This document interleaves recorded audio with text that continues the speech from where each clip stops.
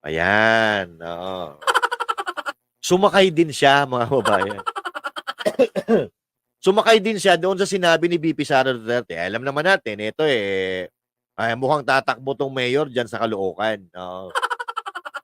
Ito naman ang sabi niya, oo, doon sa sinabi ni VP Sara Duterte. Sabi niya, impeach this crazy woman. Ang bababaw nitong mga ito eh. 'Di ba? Ang bababaw nitong mga buwaka ng inan to. Dahil doon sa sinabi ni VP Sara Duterte na designated survivor, i-impeach siya. Tangina. Hindi ko alam kung saan nanggagaling ang utak nito ni Trillanes eh. Baka sa batok. Oo. Baka dito nanggagaling, hindi dito sa ulo mismo. Baka sa batok, no? Baka tumulo na utak nito papunta sa batok eh. Kasi parang mukhang hindi na gumagana yung dito sa kaliwat kanang utak niya. May tawag to eh. Ano ba yung left tsaka right? Paki-comment nga kung ano yun, nakalimutan ko na eh. Pares hindi gumagana kaya natunaw na umagos na pababa yung utak niya. Oo. So dahil nagsalita si VP Sara Duterte ng gano'n, i-impeach nyo. Di ba? But anyway, sinubukan na rin naman nila yan dati pero hindi sila nagtagumpay. Di ba? Oo. Tapos susubukan mo ulit, ikaw pa na wala ka naman sa posisyon. Ikaw naman talaga Trillanes, ano? Alam mo Trillanes, kahit saan ka tumakbo, hindi ka mananalo. Itaga mo yan sa bato. Oo. Itaga mo sa bato. Oo. Baka pag pinaglaban kayo ni sino ba? O pwede nating itapat dito kay Trillanes. Si Leody de Guzman. Oo. Yun kulelat na kulelat yon si Leody de Guzman. Pero pag pinagtapat kayo no ni Leody de Guzman, baka manalo pa yun si Leody sa'yo. Oo. 'Di ba? So, ito yung mga ugali nito, ganito. 'Di ba? Nagsalita lang. Nagsalita lang si VP Sara Duterte na designated survivor. Sige, impeach na yan, impeach na yan. Samantalang si Pangulong Duterte noong kanyang panahon, noong kanyang administrasyon, may mga gabinete na gustong i-impeach si VP Sara, si Leni Robredo, pero hindi pumayag si PRRD. Kasi ang sabi ni PRRD, ibinoto ng tao yan eh. Ibinoto ng tao yan tapos patatalsikin nyo. Iba talaga pag-uutak nito mga ito. Ang mga pag-uutak nito, sa mga pansarili lang nila. Utak biya nga, utak biya. Pero ako naniniwala ako, Saan kaya niya binili to? Hindi ako naniniwala kay Trillanes. Sinisiraan lang si Trillanes Baka, nung kung pwede. kalaban niya sa politika. Kasi ang dali naman gumawa niya, magpa-print ka ng Trillanes, i-paste natin. Para ma-disqualify. May mga ganyan eh. Ako, May possibility. Hindi kasi si Trillanes, di naman siya ganyan. Hindi naman epal yan eh. Hindi, matalino. Epal ba yan, si Trillanes? Hindi. Ano? Hindi epal yan. Hindi yan epal, super. Dumadaan yan sa dumadaan yan sa tamang proseso. Ikaw naman, Coach Oli. Grabe Anong proseso naman niya? yun. Tahol-tahol. Oo. Au! Pero alimbawa, tumakbo to, matuloy na tumakbo siya ng mayor dyan sa Kangkalo. Manalo kaya to? Hindi yan. Ano? Ang bilis na sagot. Hindi, ngayon, panalo na eh. Si Coach Oli, mainit masyado si Coach Oli eh. Tinanong ko lang, manalo kaya ito si Trillanes? Hindi yan. Ikaw talaga, Coach Oli galit na galit ka. But anyway, mga kababayan, may naaalala ba kayo na nagawa nito ni Trillanes? Sige nga, pa-comment ho ako. Kasi wala po ako wala po akong nakita or naramdaman na nagawa nito ni Trillanes noong siya po ay naging senador ng Pilipinas. Kayo nga po, paki-comment po kung meron po siyang nagawa. Kasi bigyan natin siya ng chance. I mean, let's give Trillanes a chance na may pakita dito sa ating channel yung mga nagawa niya. Kasi ako wala. Maliban doon sa pagpabalik-balik niya din sa China, tapos biglang sabi ni ang balita na wala yung Scarborough Shoal, hindi naman natin sinasabi na ibinenta niya, no? Basta nung nagpabalik-balik siya, tapos biglang, putya na, nawala na sa kamay natin yung Scarborough Shoal. Tapos, ang problema, ayaw pa niya magkaroon ng minutes of the meeting. Ayaw niya nagno-note doon sa pag-uusap nila ng China. So ako nagugulahan ako dahil hanggang ngayon hindi pa natin alam kung ano yung pinag-usapan talaga nila. Kaya yun ang medyo palaisipan po sa atin hanggang ngayon. Biruin mo, ilang taon na yun? 2012. Tapos 2024 na ngayon. 14 years, 12 years na nakaraan. Tapos hanggang ngayon, hindi pa natin alam kung ano talaga yung pinag-uusapan nila. Di ba? Ayan tuloy. Sa sobrang kupal mo na, palabas natin tuloy si Tita Cristina Mendiola. Oo. I miss you, tita. Kumusta? Ano na nangyari sa'yo? Ha? Ano na nangyari? Ha? So, meron ba ito nagawa? Tingnan natin. Meron naman, MJ. Kung yung backdoors niya sa China, yun lang talaga eh. Oo. Meron siyang nagawa. Kahol ng kahol para siyang aso. Sabi ni Amy Cabrera. Griselda Reyes. Totoo naman, hindi mananalo yang si Trililing. In fairness, may nagawa siya, nag-backdoor siya, kaya, ay grabe, kaya daw nawala ang Scarborough Shoal. Sabi ni Criselda Reyes yan, no? So, sabi ni Rolando, Manlangit, may nagawa, idol. Nagawa ang tae sa ulo. Ay, grabe naman ikaw. Ito hindi ako may sabi niyan ha. Sabi ni G. Stoper, kayo na magbasa kung ano 'yan. Ito, sabi ni Sima Soklan TV, may project na lamppost pero hindi umilaw, nakatenga lang. Baka hindi naman lamppost yung project, baka post lang ho. Baka post lang. Wala. Wala. May nagawa naman pala yung lamppost na walang ilaw. Palakpakan natin. Yan. Kaya dapat, yung mga ganito na wala naman palang nagawa, dapat binabawasan yung gawa. Tapos babanatan mo si Senator Bongo. Sisiraan mo si Senator Bongo na di hamak na mas maraming nagawa sa'yo. Di ba? Si Senator Bongo, sisiraan mo. Diba? I-recycle mo yung kaso. I-recycle mo yung kaso na dati nang ibinasura ng ombudsman. Diba? I-recycle mo. Bakit? Wala naman niyang pakialam si Trillanes kung manalo siya sa kaso, maipanalo niya yung kaso o hindi. Ang importante sa kanya, mapag-usapan siya. Yan. Kasi nga tatakbo eh. Kunyari, matapang siya kasi binabanatan yung mga Duterte.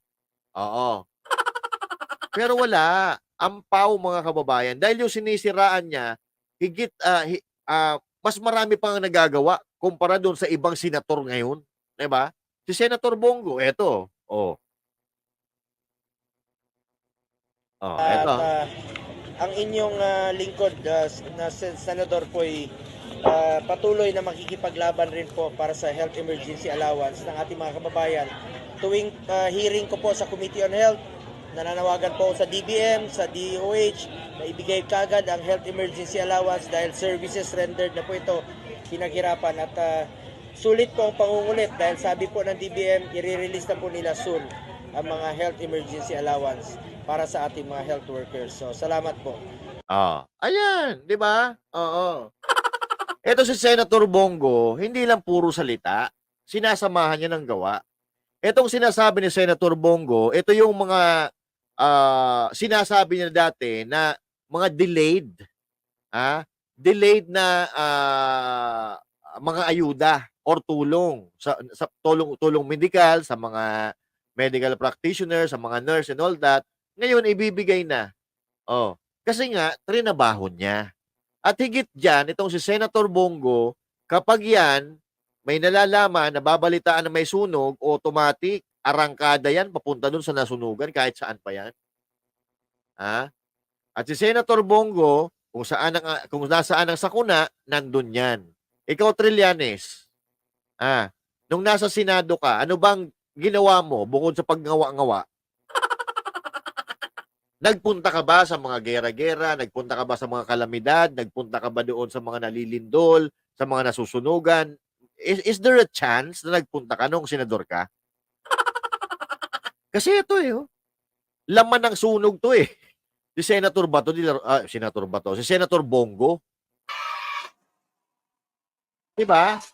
Oh, namimigay ng kung ano-ano, namimigay ng bisikleta, namimigay ng pera, namimigay ng bola, namimigay ng sapatos, kung ano-ano. Ikaw, ano nabigay mo? Putang ina, sakit ng ulo la ibigay mo eh. Oo, sa mga Pilipino, sakit ng ulo. Oh, ewan ko ba? Kaya, alam mo, Trillanes, sinasabi ko na sa'yo ngayon, kahit anong takbuhan mo, talo ka, maniwala ka. Oo, oo. Bahala ka kung maniniwala ka. Kung hindi naman, sa'yo yan. Papagod ka. Di ba? Sayang lang. Oo. Kasi sa style mo, walang boboto sa'yo eh.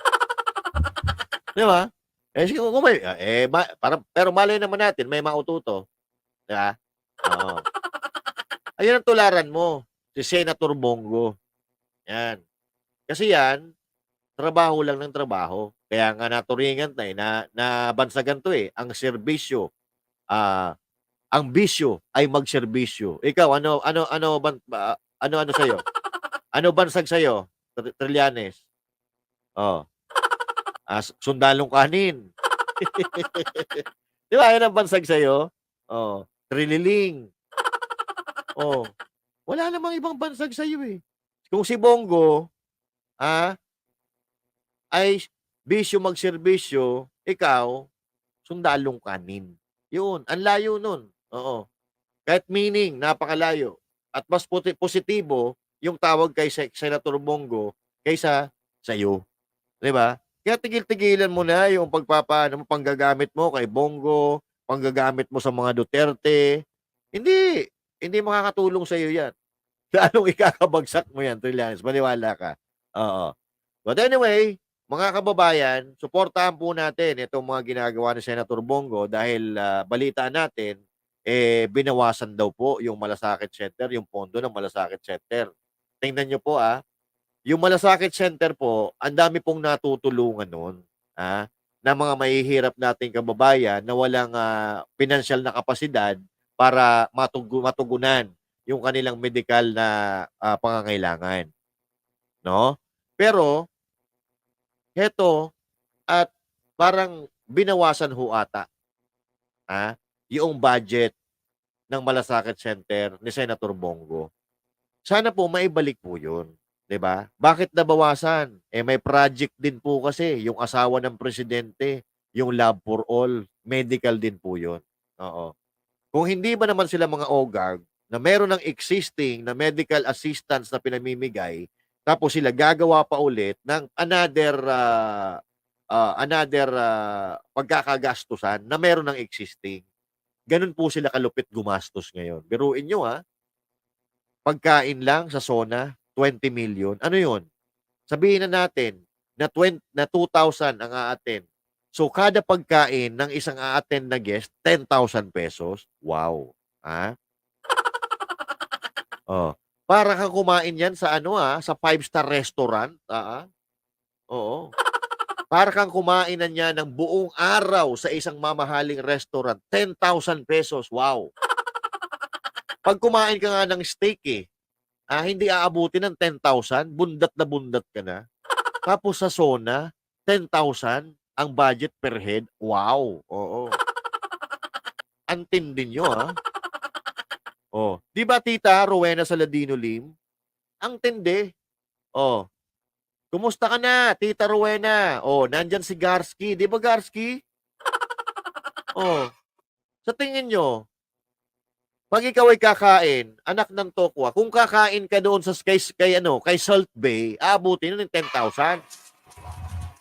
Yung Salt Bay, yung may-ari ng restaurant doon sa Dubai na may naglalaglag ng asin-asin ganon, doon, yan, maniniwala ako na 10,000 aabot ng 10,000 ang gagastusin mo. Pero sa SONA, 10,000 pesos, Wolfgang ang caretaker, baka si Wolfgang ang caretaker. Diba? Si Wolfgang. Alam mo, mas mura pa nga sa Wolfgang. Oo. Alam mo kung magkano? Magkano yung yung kinain ko na burger steak sa Wolfgang doon sa Hong Kong? Magkano ba yon? 198 Hong Kong dollars. 198 Hong Kong dollars lang yung kinain kong burger steak doon sa ano. So mas mahal pa pala to sa Wolfgang. Oh, magkano? Halimbawa, saan cellphone ko isa? Burger steak. Wolfgang yun yung unang pinakamahal na steak sa aking pagkakaalam. Oo. Oh, halimbawa, 198. Oh. 198 times 7. Oh, 1.3 lang. Oo. 1.3 lang nakakain ako ng steak. Oo. Kung i-convert natin sa pera natin, 1,300. Social na 'yun. Steak 'yun. Oo. Pero dito Sona, 10,000 ang budget per head. Wow. Tangina, baka Talyano Gold ihahanda dito. Oo. 'Di ba? Oh, Junebag, magandang hapon sa inyo Oo. Okay? Magandang hapon sa inyo. Para lagi kang updated. Ako nga pala si Bidaya ng mga oposisyon sa kasalukuyan po. At sabi nga, galit na galit ang mga dapungan ng Pangulong Duterte. Kung hindi ka pa nakakapag-subscribe, isubscribe mo na yan!